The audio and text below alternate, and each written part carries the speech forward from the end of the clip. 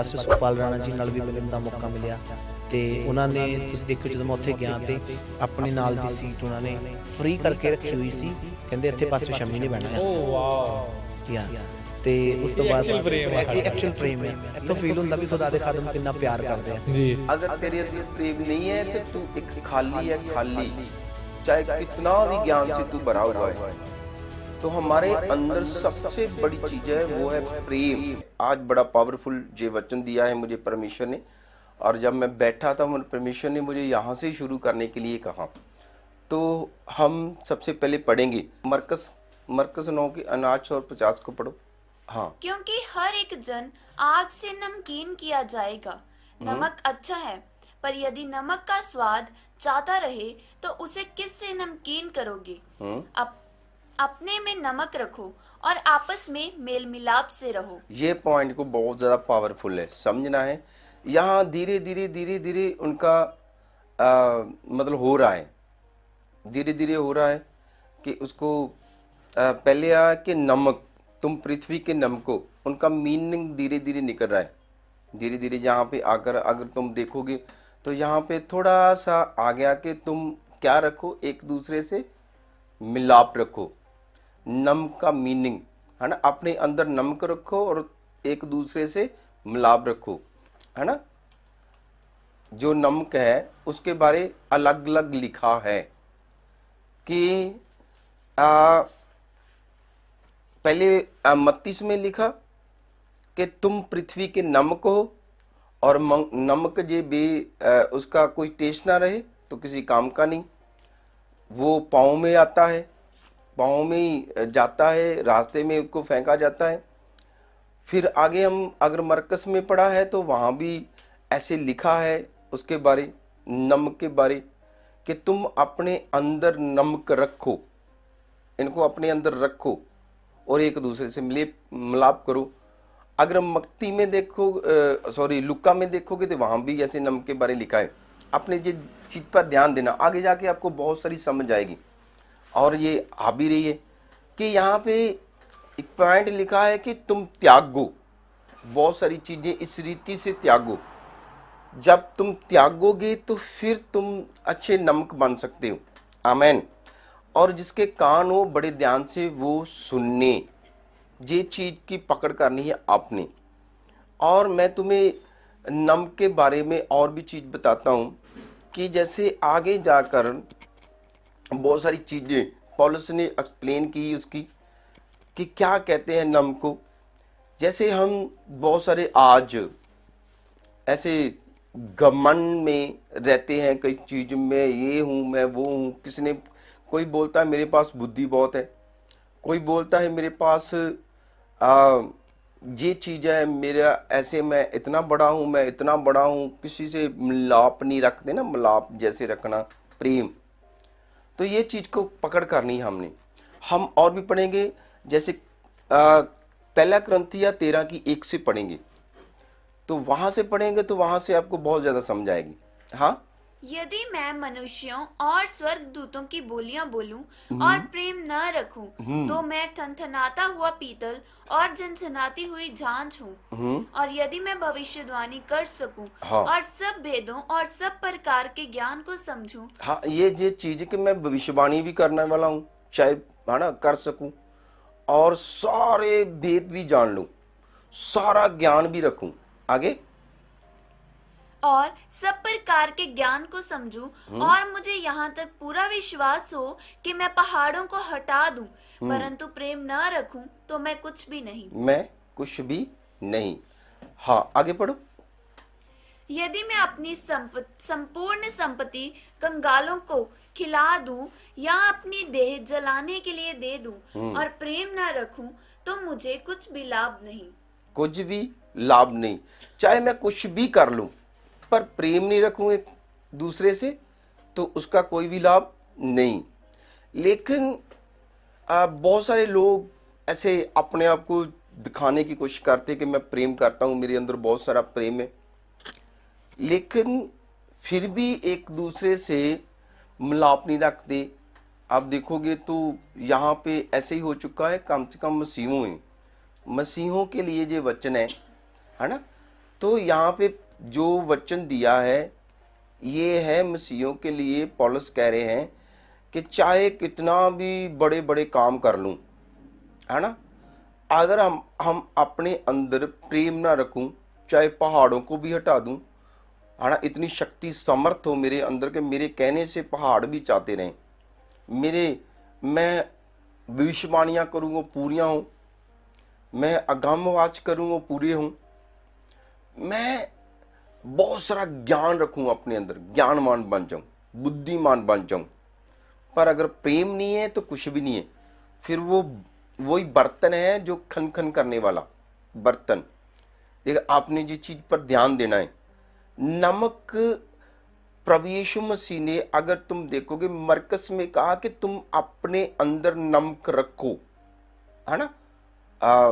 मरकस में 9:50 में ऐसे बोला है, तुम अपने अंदर नमक रखो। रखो मतलब फिर उसके आगे एक पॉइंट और बोला है, एक दूसरे से मिलाप रखो। इसका मतलब क्या है, जो नमक है वो उसकी बात कर रहे हैं मिलाप की, कि दूसरे से प्रेम रखना। अगर हमारे अंदर प्रेम नहीं है तो कहते कि तुम कुछ भी नहीं हो। अगर तेरे अंदर प्रेम नहीं है, मेरे अंदर प्रेम नहीं है, तो कुछ भी नहीं है। चाहे मैंने लाखों लोग बचा ले, चाहे मैंने कुछ भी कर लिया, तो वचन में लिखा अगर तेरे अंदर प्रेम नहीं है तो तू एक खाली है, खाली। चाहे कितना भी ज्ञान से तू भरा हुआ है, तो हमारे अंदर सबसे बड़ी चीज है वो है प्रेम।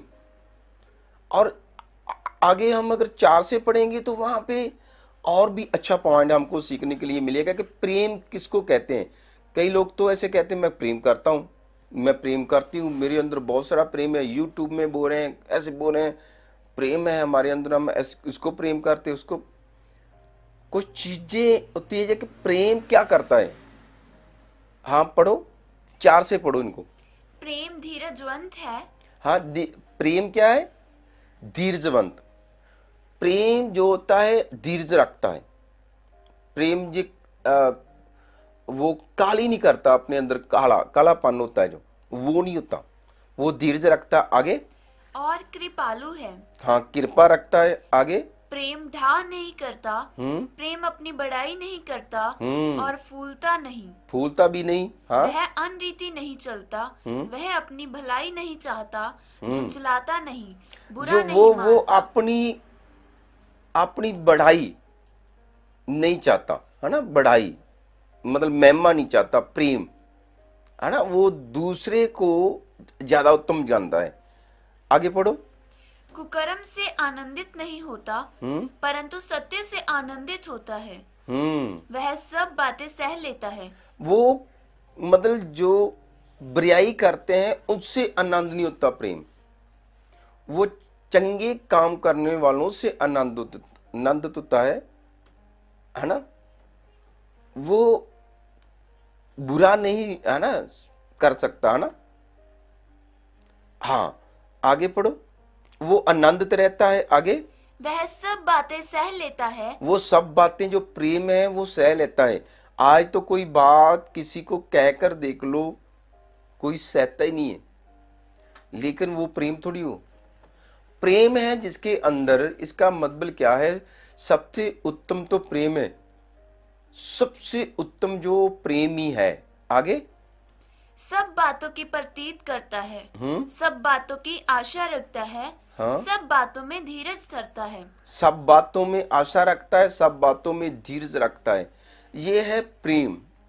प्रेम की बातें अगर आप समझोगे, है ना, जब ऐसे करोगे तो क्यों नहीं है। जैसे मैं तुम्हें बताता हूं, यीशु मसीह ने वचन में लिखा है जग से प्रेम किया। परमेश्वर का प्रेम देख लो।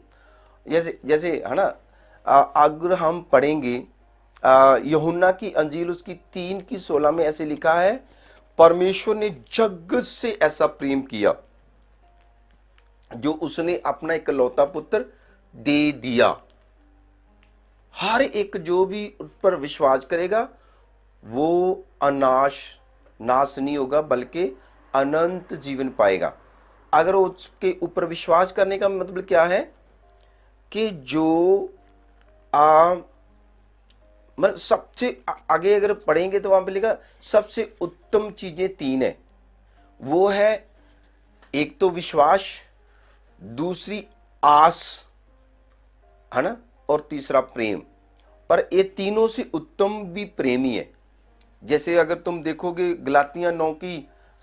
गलातियों 5 की ऐसे 22 में लिखा है आत्मा के 9 फल। वो क्या है? वो सबसे उत्तम प्रेम कहा है वहां पे। अगर प्रेम नहीं है हमारे अंदर तो चाहे हम कितने भी बड़े बन गए और कितने भी बड़े इंसान बन गए, कैसे भी बन गए, चाहे बहुत सारे पहाड़ों को भी उठाने वाले हैं, तो कुछ भी नहीं है, खाली है। हमारे अंदर का प्रेम होना चाहिए। प्रेम जरूरी है हमारा, है ना।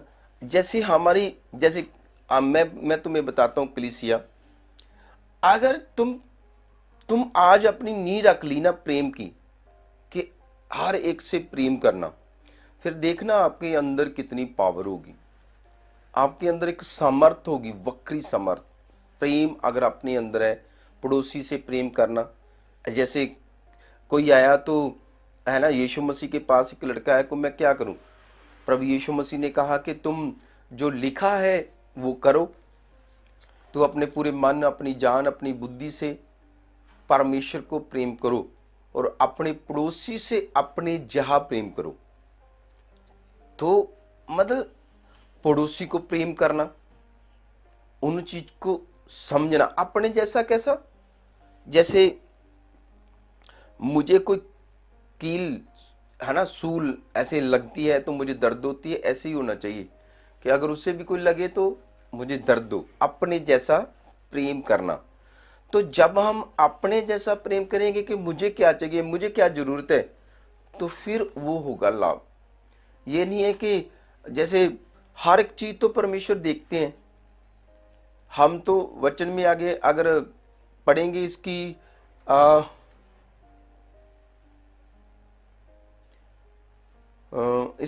9 पढ़ो, 9 से पढ़ो। क्योंकि हमारा ज्ञान अधूरा है और हमारी भविष्यवाणी अधूरी, परंतु जब सर्वसिद्ध आएगा तो अधूरा मिट जाएगा। हाँ, अधूरा सब मिट जाएगा, खत्म हो जाएगा। अगर हम अधूरा रहते हैं, सामने से कुछ और है, बाद में कुछ हो रहे हैं। मैं बहुत सारे लोगों को देखा है तो मुझे ऐसे तरस भी आता है उनके ऊपर और हंसी भी आती है। सामने दिखावे के लिए बहुत सारा प्रेम होता है, लेकिन पीछे से कुछ और बातें हो रही होती है। तो हमको ऐसे नहीं बनना, हमको सही से बनना है। वचन में लिखा वो जब आएगा, है ना, 10 में पढ़ो। परंतु जब सर्व सिद्ध आएगा, जब सर्व सिद्ध, यानी कि ऐसा कोई सिद्ध नहीं है जैसा वो सर्व, सारी दुनिया से सिद्ध, सर्व सिद्ध, पूरी आकाश और पृथ्वी में ऐसा कोई सिद्ध नहीं। जब सर्व सिद्ध आएगा तो अधूरा मिट जाएगा। जो अधूरा है वो मिट जाएगा, खत्म हो जाएगा। आपने ध्यान देना है ये चीज पर। ये एक पॉइंट बहुत पावरफुल है। अधूरे का मतलब सामने का प्रेम कुछ और पीछे का कुछ और, ऐसा नहीं होना चाहिए। जो सामने है पीछे भी वैसे ही होना चाहिए। सामने हम बड़ाई कर रहे हैं, पीछे हम बुराई कर रहे हैं, तो ये कौन सा प्रेम है? प्रेम सही होना चाहिए आपके अंदर। अगर सामने आप प्रेम कर रहे हैं, पीछे भी आपके प्रेम ही होना चाहिए। सामने आप किसी का आदर कर रहे हैं तो पीछे भी आदर ही होना चाहिए। ये नहीं है कि पीछे कुछ और हो, सामने आदर है, पीछे कुछ और है। नहीं, ऐसा नहीं होना चाहिए। वचन में लिखा जब सर्व सिद्ध आएगा। वाह, प्रभु यीशु मसीह की बात हो रही है। सर्व, पूरी दुनिया में कोई ऐसा सिद्ध नहीं है। जो पूरी दुनिया में एक ही सिद्ध है, यीशु की बात हो रही है। सर्व सिद्ध जब आएगा, है ना, तो जितना भी जो ज्ञान है ना, वो क्या हो जाएगा? वो मिट जाएगा। अधूरा, जो अधूरा ज्ञान है सब मिट जाएगा। तो आपने ये चीज पर बहुत सारा ध्यान देना। मैंने एक वीडियो देखी, अभी आपको दिखानी थी लेकिन अभी समय ऐसे था और इसको हम काट के दोबारा डाल देंगे।